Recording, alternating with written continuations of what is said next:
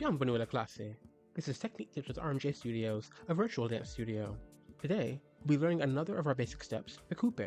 Coupe is, once again, a French word which means to fold. So, as you're taking your coupe, you'll be folding your active leg into your supporting leg. To start, brush your foot forward into your dégagé.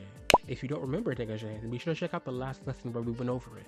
From here, bend your knee and pull it back so that your toes connect with your ankle. And voila, coupe. It's important here to pay attention to your active foot. Make sure it stays in a full point the whole way through and that only the toes are touching the ankle. It's also important to remember to turn out here if you're not specifically working turned in. Keep those hips open so that the knee stays pointing out to the side just like it would on the ground. And that's your coupe. Easy, right? Now, next time we'll get into another of our movement patterns so we can be prepared for some exercises that'll tie all these steps together. For now, I'm Malone Jr., and this has been Technique Tips. Be sure to check out my full, live, online classes at rmjstudios.com for more.